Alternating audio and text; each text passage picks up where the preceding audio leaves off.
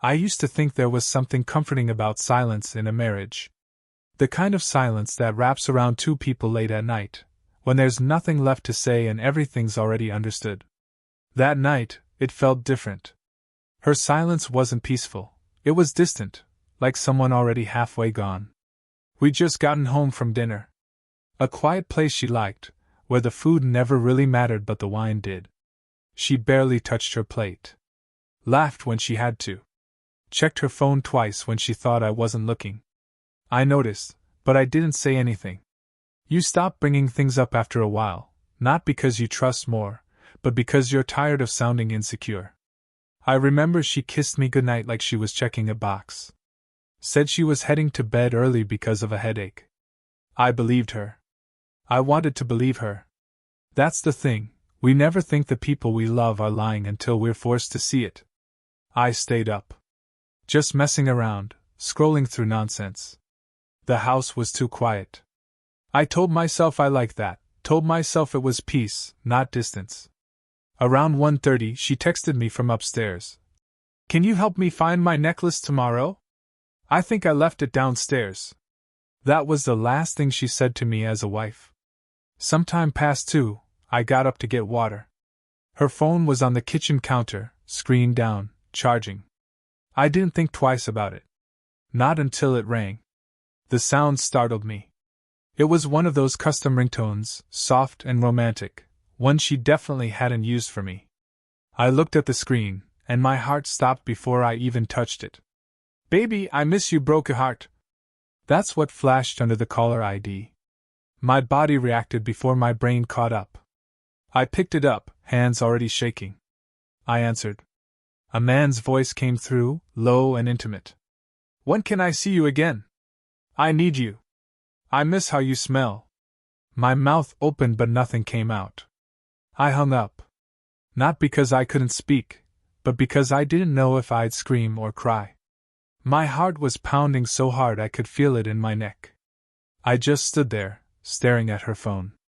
My entire marriage condensed into pixels and lies. Something in me needed to see it. Proof. More than a voice, more than a message. I unlocked her phone. She never hid her password. What was the point, right? Trust. The messages were there. Weeks of them. Photos. Jokes. Plans. Love. Real love. Not scraps, not dirty little secrets. He told her he loved her, and she told him she loved him back. My fingers kept scrolling, but my mind was stuck. Each message stabbed a little deeper. I thought of all the times she told me she was just tired. Just overwhelmed. Just distracted. All the nights I thought I was failing her, when really, I was being replaced. There was one message that broke something in me. It wasn't sexual. It wasn't dramatic. It just said, when I'm with you, I feel like myself again. I whispered it out loud. Like saying it might make it less real. She felt like herself, with him. So who was I? Just a man who paid the bills, fixed the sink, kissed her forehead when she cried over things she never told me about. I put the phone down and walked into the living room. I couldn't sit, couldn't pace, couldn't breathe. My mind was spiraling, building scenarios, timelines, motives. I replayed every fight, every cold shoulder, every time I'd asked if she was okay and she said she was fine. She wasn't fine. She was gone. And I'd missed it. The stairs creaked behind me. I didn't turn around. I didn't have to. I knew it was her. I could feel her guilt crawling into the room before she said a word. What are you doing with my phone? She asked, like that was the problem. Her voice wasn't angry, it was afraid. I turned slowly. Looked her in the eyes, and for the first time in years, I didn't see my wife. I saw a stranger wearing her face. It rang, I said. I answered. I heard him. She froze. Not because she didn't know what to say, but because she didn't expect it to happen like this. The timing had caught her off guard. She opened her mouth to lie. I saw it. That split second where the brain scrambles for a story, a loophole, a lifeline. Then she sighed. Sat down. Said nothing. I waited. Can we talk about this in the morning? She asked, barely above a whisper. No, I said. We're going to talk about it now. And just like that, the silence between us stopped being peaceful forever. She didn't deny it. That was the first real truth between us in a long time. She didn't ask which call I meant. She didn't say it was work, a prank, a mistake. She just sat there, quiet, like if she didn't move, it might all go away. I stood with my arms crossed, waiting for the excuses I thought she'd feed me. But she didn't even offer those. Just a thin voice. It wasn't supposed to happen. I let out a short, dry laugh. That's what people say when they get caught, not when they're sorry. I'm not proud of it. But you're not sorry either. That silence again. The kind that tells you everything you need to know. The kind that only happens when someone's already made peace with betraying you. I asked how long. She didn't look me in the eye when she answered. About 5 months. 5 months. 150 days. 150 nights. 150 lies. I thought about the morning she brought me coffee in bed. The night she cried during a movie and held my hand. The weekend getaway where she smiled in every photo. All while living a second life. I wanted to shout. Throw something. Break something. But I didn't. I sat down, because my legs weren't steady anymore. I needed the ground under me. I needed something solid, because she wasn't. How did it start? She hesitated. Work trip. We were on the same team. It wasn't planned. We talked. It just happened. It just happened. That's not what I meant. I mean, it started with talking. You and I weren't, we were in a weird place. I nodded slowly. So because we were going through something, you decided to fix it with someone else? It wasn't like that. I didn't go looking for it. But you didn't stop it either. I tried. I swear I tried. I'd heard enough. Not from her, just in my own head. All the justifications, all the rationalizations. All the lies she probably told herself every night before she crawled into bed next to me. Maybe that was the worst part. Not just the betrayal, but how easily she wore it like a second skin. I asked her if she loved him. She didn't answer. Her mouth opened, but her face told the truth. My stomach twisted. She looked at me finally, like she owed me something, and said, I didn't mean to fall for him. It wasn't supposed to be serious. But it became serious. And you stayed. While living here. With me. I didn't want to hurt you. That line. That tired, pathetic line. You didn't want to hurt me? You cheated on me for 5 months. You kissed me goodnight after you kissed him goodbye. You didn't just hurt me. You erased me. She flinched at that. Good. She was supposed to. I wasn't here to protect her anymore. I asked her the question I never thought I'd need to. Were you going to leave me? Her voice was almost a whisper. I was thinking about it. I didn't know how. That was it. That was the final break. Not that she was unfaithful. Not that she loved someone else. But that she had one foot out the door and didn't have the courage to tell me. I had been sleeping beside someone who didn't plan to stay, and she let me believe everything was still fixable. I felt foolish. Not for loving her, but for trusting that love meant the same thing to both of us. For thinking loyalty was mutual. For believing I was safe in a place I didn't even realize was crumbling. I asked her what she wanted now. She didn't know. I need time, she said. You've had time, I told her. You've had 5 months to figure it out. I'm the one who just found out he's been replaced. Tears finally came to her eyes, but I didn't feel sorry for her. Maybe that sounds cold, but when someone takes a knife to your back and starts crying, it doesn't undo the wound. She said she was confused. That she didn't know what was real anymore. That she didn't expect to feel this torn. I didn't say anything. There was nothing left worth responding to. Her pain wasn't mine to carry anymore. I stood up, looked at her one last time, and walked out of the room. I didn't know where I was going yet. I just knew I couldn't sit in that space and pretend this was still a marriage. A marriage without truth is a performance, and I was done performing. That night I slept on the couch. I stared at the ceiling, counting the cracks, the shadows, the seconds. I didn't cry. Not yet. There was a numbness that came first, a kind of quiet shock that feels like peace but isn't. I thought about the man who called her. Wondered what he looked like, if he knew I existed, if he cared. I thought about the version of myself she must have painted to make her betrayal easier. Thought about what stories she told him. Maybe I was the distant husband, the checked-out man, the emotionally unavailable partner. It didn't matter. Even if some of it was true, it didn't justify what she did. Nothing would. By morning, I knew something fundamental had changed. Not just between us, but inside me. I no longer believed that love alone could save anything. Not when respect was already dead. She didn't say a word when I woke up and started packing a bag.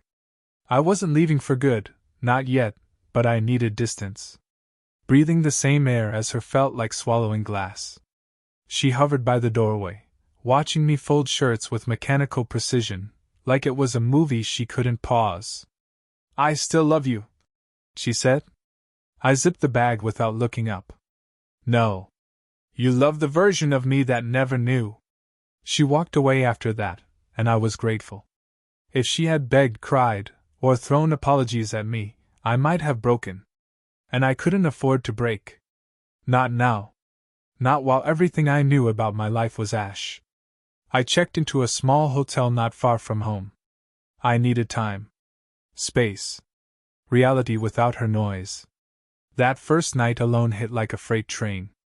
I'd been with her so long that being without her felt like forgetting how to breathe. But I didn't drown. I sat on the bed, in the quiet, and I let the pain in. No more dodging it, no more pretending I was fine. It was like poison flushing through my veins, raw, ugly, real. I replayed the call. The texts. The look on her face. And I didn't cry out of weakness. I cried because grief demands to be felt. Over the next few days, I didn't call her. I didn't answer when she texted, "Are you okay?" Or, "I miss you." Or, "Please talk to me." Her concern felt hollow. She had months to say those words and chose another man instead. Her guilt was hers to hold. Instead, I called my brother. Someone who'd always seen through the surface. I told him everything. No sugarcoating. No pride. Just truth. He didn't say, "I told you so," though I could hear it in his pause. He just said, "You didn't deserve that. Don't let her take more than she already has." That stuck with me. I started writing things down. Not poetry. Not letters. Just thoughts. What I felt. What I feared. What I realized. It became clear how much I'd been blind to, not just her lies, but my own silence. There were cracks in the marriage long before the affair. I'd ignored them. Pushed them aside in favor of keeping peace. But peace built on denial isn't peace, it's delay. I wasn't perfect.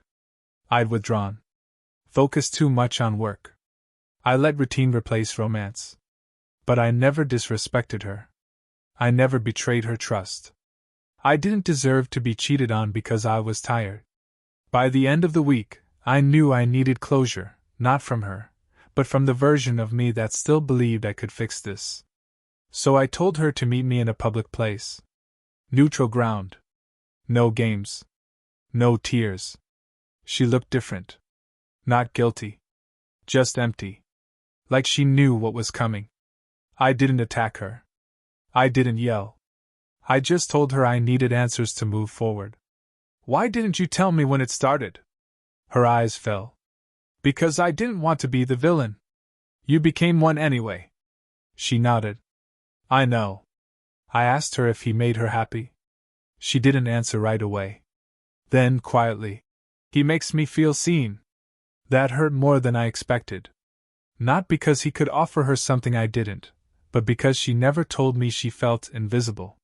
She let that feeling grow in silence, then fed it behind my back. I told her I was done being the backup plan. That I wasn't standing in the wings while she figured it out.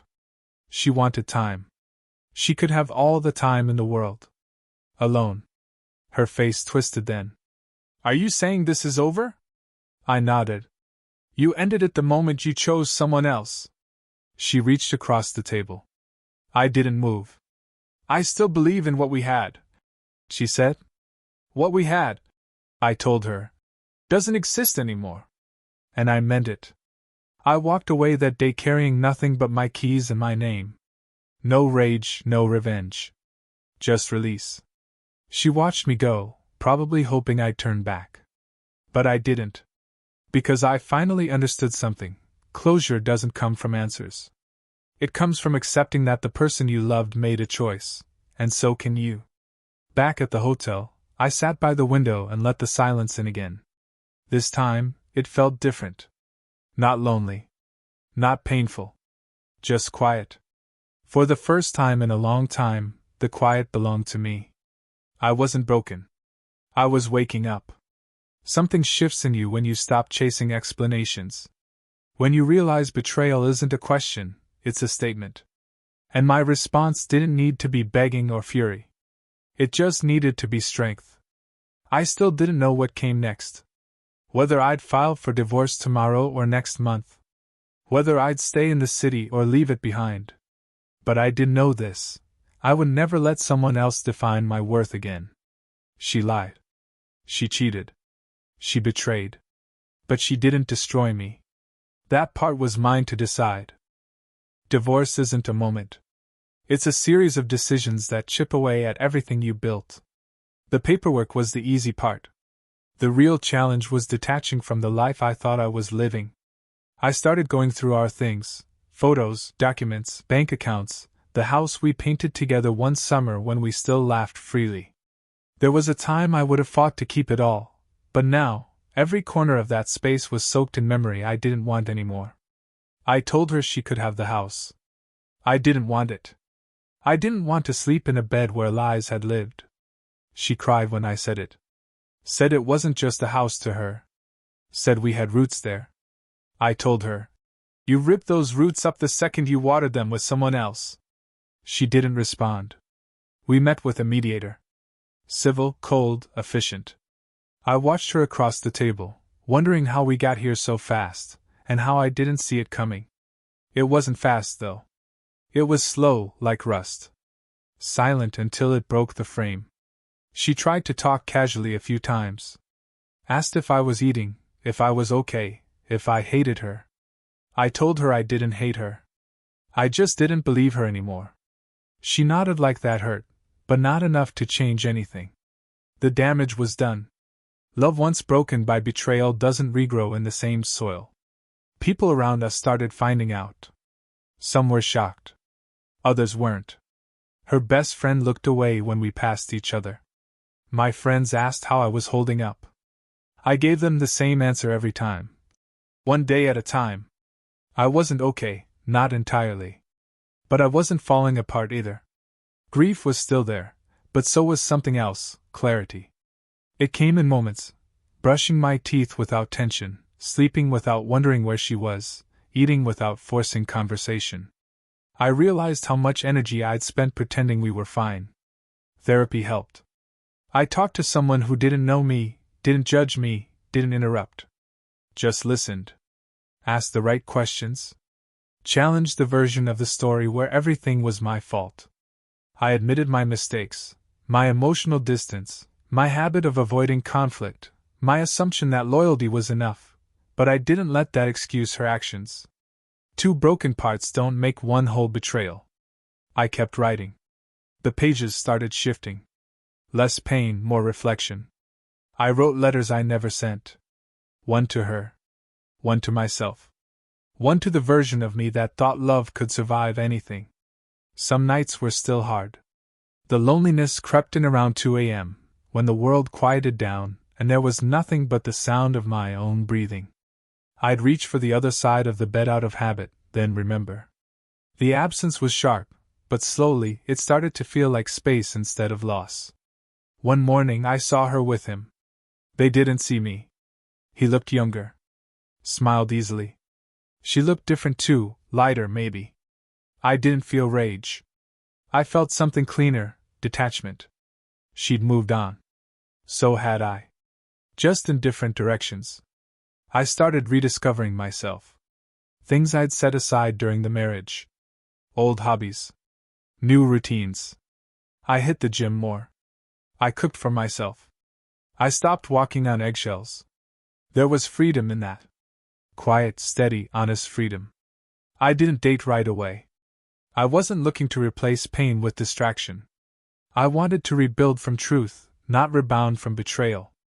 I needed to know who I was alone before I could ever let someone in again. I needed to be proud of the man in the mirror, not because he was perfect, but because he didn't lie to himself anymore. I reached out to my parents more. Spent time with people who didn't ask me to shrink. I laughed again, not the polite kind but the kind that shakes your chest. I started sleeping deeper. Eating better. Smiling without forcing it. Then, one night, she called. I almost didn't answer. But curiosity got the better of me. I wanted to say sorry, she said. I don't expect anything. I just needed to say it. There was silence between us, not hostile, just distant. I appreciate that, I said. And I did. But I didn't need it anymore. I still think about you, she said. I don't, I replied gently. And that's not anger, it's peace. She didn't say much after that. Just a quiet, take care, before hanging up. I sat in the dark for a while, staring at the ceiling again. But this time, it wasn't grief keeping me up. It was gratitude. For what I survived. For who I was becoming. For the truth I finally lived in. Divorce wasn't the end of my love story. It was the end of a lie I lived in too long. And the start of something real, with myself. After the final court date, I walked out into the sun with nothing but my name, my wallet, and a calm I hadn't felt in years. No ring. No contract. No lies left to uncover. It was over. And in that silence, I felt something unexpected, power. The kind that comes from surviving hell with your soul intact. People still asked if I missed her. The truth? I missed the idea of her. The version of her I built in my head. The woman who'd sit beside me at 80, who I thought would grow old holding my hand. But missing a fantasy isn't the same as wanting someone back. I didn't want her. Not anymore. What I wanted was peace. And slowly, I was building it. Not through revenge. Not by proving I was better off. Just by waking up every day and choosing myself. That meant boundaries. That meant not replying to her random messages. That meant cutting off mutual friends who fed off drama or played both sides. My healing didn't need an audience. I cleaned up my phone. Deleted pictures. Removed her contact. I changed my locks, not just on my door but on my mind. She no longer had access. I wasn't waiting for closure, because I'd given it to myself the night I stopped checking if she still cared. I started focusing on real things, my work, my health, my relationships with people who actually showed up. I took long walks with no destination. I traveled solo. I started a side project that had sat on the shelf for years. And for the first time in a long time, I didn't feel guilty for being happy without her. One day, I ran into someone new. She wasn't flashy or dramatic. Just calm. Sharp. Kind. We talked about books and food and life and how we'd both lost ourselves in people who didn't know how to love properly. I wasn't ready for anything serious, but for the first time, I saw possibility without fear. We took it slow. No games. No rushing to fill silence. She asked me about my past, and I told her, not everything, but enough. She didn't flinch. She didn't pity me. She just listened. That alone felt like healing. She never asked me to prove myself.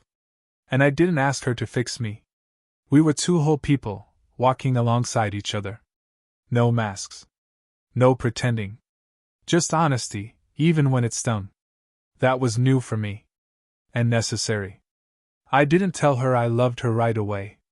I didn't even know if I believed in love anymore. But I believed in truth, in presence, in shared growth. And she gave me that freely. One night, months later, we were sitting in silence, watching the city lights through a window. She turned to me and said, "You're not the same man you described back then." And she was right. I wasn't. I was calmer, less reactive, more focused. I didn't chase people who didn't choose me. I didn't apologize for setting standards.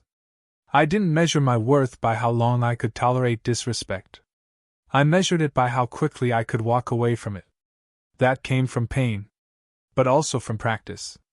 Every time I told myself the truth instead of clinging to fantasy, I healed a little more. Every time I chose peace over closure, I grew. Every time I remembered that betrayal says more about them than me, I got stronger. I no longer needed validation from the past. I didn't reread old messages. I didn't stalk her pages. I didn't wonder if she regretted anything. If she did, that was her cross to carry. Not mine. She became a chapter one didn't skip, but I didn't reread either. I learned from it. I let it shape me, but not define me. That's the difference between surviving and healing. Healing isn't forgetting. It's remembering without the weight. It's seeing the scar without reopening the wound. And I had scars. But they no longer hurt. They just reminded me of who I used to be, and how far I'd come. I was proud of the man who walked away. The man who faced betrayal without turning bitter. Who chose growth instead of destruction. Who let go not because it was easy, but because holding on would have killed what little of him was left. That man deserved peace. And he found it, one hard choice at a time. Sometimes people ask me what I'd do differently. If I could go back, would I leave sooner? Ask more questions? Catch the signs? Maybe. But maybe not. Because everything I endured led me here, to a life built on truth, not illusion. And that's worth everything. In the end, her betrayal wasn't the worst thing that happened to me. Staying silent for years was. Abandoning myself to keep the peace was. Losing my voice just to avoid losing her, that was the real crime. But I forgave myself for that too.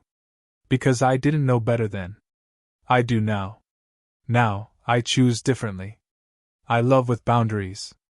I trust, but I verify. I speak up when things feel off. I don't explain my standards, and I don't negotiate my self-respect. I let her go, and in doing so, I got myself back. And that, more than anything, is the real win. If there's one thing I learned through all of it, it's this: love without respect will rot. It may look like love, sound like love, but if respect isn't holding it together, it will eventually collapse under the weight of silent resentment and unmet expectations. No matter how much you give, how much you endure, or how long you stay loyal, it won't save something built on lies. People say love is enough. It's not. Love without honesty is manipulation. Love without effort is laziness. Love without boundaries is chaos. And when someone betrays you, remember, they didn't make a mistake. They made a choice. A mistake is tripping over a word. Betrayal is rehearsed, hidden, repeated. If they hide messages, create passwords, gaslight you into feeling paranoid, that's not love. That's control wrapped in affection. Don't stay just because it's familiar. Familiarity isn't peace. Sometimes it's just a trap disguised as comfort. If you constantly feel like you're walking on eggshells, over-explaining yourself, trying to earn the bare minimum, you're not in love, you're in survival mode. And that's no place to build a future. If they don't communicate, but expect you to read their mind, leave. If they apologize only when caught, leave. If they twist your words, flip the blame, or weaponize your vulnerability, leave. If your gut keeps whispering that something feels off, listen. Don't wait for proof. Don't wait for the breakdown. You don't need a smoking gun to walk away. Your peace is proof enough. I stayed longer than I should have because I believed loyalty meant endurance. But real loyalty doesn't mean tolerating disrespect. It means being loyal to your values, your integrity, your self-worth. Leaving isn't failure. Staying in something that's killing you from the inside is. Know this: the right person won't make you beg for the basics. You won't have to ask them to communicate, to show up, to treat you with care. You won't need to convince them of your worth. With the right person, love won't feel like proving. It'll feel like breathing. And if you've been betrayed, don't let it harden you. Let it sharpen you. Don't close off, but wise up. Set your standards higher, not your walls. The goal isn't to become untouchable. It's to become so rooted in self-respect that anyone who can't meet you with honesty simply can't stay. Grieve fully. Let the pain have its time. But don't camp there. Don't live in the chapters where they broke you. You're allowed to start again. You're allowed to want more. You're allowed to rebuild, not just from survival, but from strength. And stop romanticizing the potential in people. Pay attention to patterns, not promises. Actions, not words. If they consistently show you who they are, believe them. Don't hold on to who they could be if they loved you better. You're not a rehabilitation center for broken behavior. You're a whole human being deserving of consistent care. Take your time to heal. Healing isn't linear. Some days you'll feel strong. Other days, the memories will sneak back in like shadows. That's normal. What matters is that you keep choosing yourself. Over and over. Even when it's hard. Especially then. Stop trying to be the bigger person with people who wouldn't even show up as a decent one. You don't owe your grace to those who gambled with your heart. Forgiveness is for your peace, not their redemption. Let go without needing them to understand. Closure doesn't come from them. It comes from deciding to stop bleeding for someone who never tried to stop the cut. One of the hardest lessons? Not everyone who says they love you knows how to treat you right. Love isn't the only ingredient. There's trust, safety, accountability, emotional maturity. Without those, love becomes toxic loyalty, where you stay for the idea, not the reality. You are not too much for wanting communication. You are not needy for desiring presence. You are not dramatic for noticing inconsistencies. Don't let someone gaslight your standards. If they shrink every time you express a need, they were never ready to grow with you. And you don't have to explain your decision to walk away. Your peace is not up for debate. You're not cold. You're not cruel. You're just done. Done begging. Done waiting. Done hurting in silence while pretending everything's fine. The version of you that stayed in pain too long, that was survival. But the version that left? That's power. Learn the difference between compromise and self-sacrifice. In healthy love, both people bend, but no one breaks. In toxic love, only one adjusts while the other takes. You are not difficult for wanting balance. You are not unlovable for outgrowing dysfunction. You are allowed to want joy that's steady, not love that keeps you guessing. And if you're wondering how to love again, start with yourself. Get to know who you are when no one's watching. What makes you feel alive? What drains you? What you're no longer willing to tolerate. Become so in tune with your worth that losing someone dishonest doesn't feel like a loss, it feels like release. Relationships will test you. But they should also build you. If you're constantly questioning your place, your value, your safety, it's not love. Real love brings clarity, not confusion. Stability, not storms. Safety, not suspicion. You're not broken. You were betrayed. That's not the same. You're not bitter. You're healing. And sometimes healing looks like silence, like solitude, like saying, no more, without apology. One day, someone will thank you for walking away from what nearly destroyed you. That someone might just be the future you, standing in front of a mirror, smiling without the weight of lies, without the ache of betrayal, finally free. And you'll realize you didn't lose them. You found you.